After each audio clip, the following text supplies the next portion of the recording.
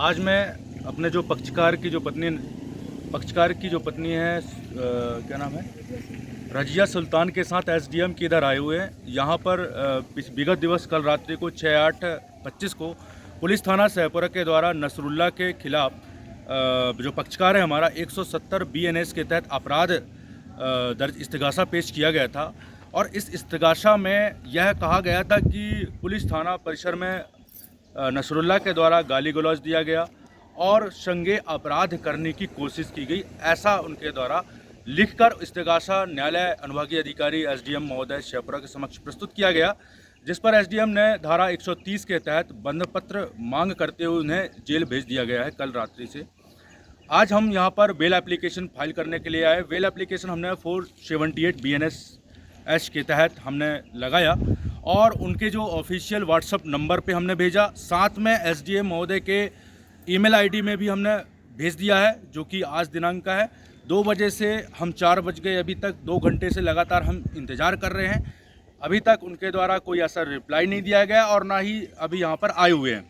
यहाँ पर जो रीडर हैं सुनीता मैडम जो हैं, उनको हमने एप्लीकेशन दिया है। हम ऑर्डर शीट पे साइन करने के लिए मांग रहे हैं कि कम से कम हमारा ऑर्डर शीट पे साइन लिया जाए, हमारे पक्षकार का साइन लिया जाए और जो सक्षम जमानतदार है हमारा, जो 50,000 का 130 धारा 130 के तहत BNSS के तहत 50,000 का बॉन्ड एसडीएम के द्वारा मांगा गया है, तो हम उसके लिए हम सक्षम पक्षकार जो जमानतदार है हमको भी लेकर आए हुए हैं।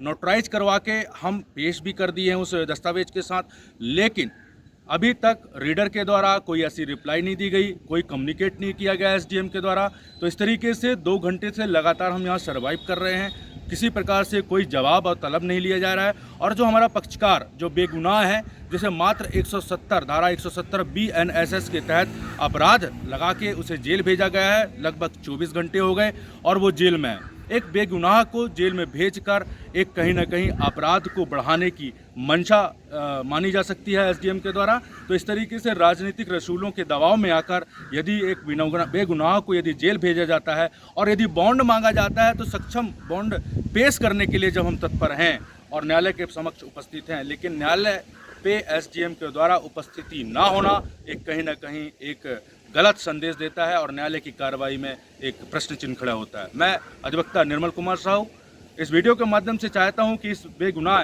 जो पक्षकार है उसे न्याय मिले और ऐसे अधिकारी जो हैं इनके विरुद्ध प्रशासनिक तौर से कार्रवाई हो, इनके खिलाफ भी कार्रवाई होना चाहिए। ये अपने आप को अधिकारी समझ रहे हैं, लेकिन अधिकारी का जो कर्तव्य है, भारतीय संविधान में जो प्रावधान है, उस संविधान का पालन हर किसी को करना चाहिए। एक आम इंसान भी को लागू होता है भारतीय संविधान का और एक प्रशासनिक अधिकारी पे फिर लागू होता है। तो एक बेगुनाह को उसे जेल भेज दिया गया है, जिसके आर्टिकल 21 का भी वायलेशन होता है। तो हमारे निवेदन है, हम सबसे निवेदन भी कहते हैं, इस वीडियो के माध्यम से निवेदन करते हैं उन प्रशासनिक अधिकारियों से, उन वरिष्ठ अधिकारियों से कि ऐसे अधिकारी के विरुद्ध कार्रवाई भी होना चाहिए, जो किस तरीके से यदि अपने पीठासीन अधिकारी मतलब अपने डायस पे नहीं बैठते हैं और कार्रवाई धूमिल करते हैं। क्योंकि बेल एप्लीकेशन एक ऐसा मैटर है कि बहुत ही संगीन है, क्योंकि एक व्यक्ति को यदि 1 घंटे तक बेगुनाह व्यक्ति को यदि निरुद्ध रखा जाता है, तो उसके कहीं ना कहीं फंडामेंटल राइट आर्टिकल 21 का वायलेशन होता है।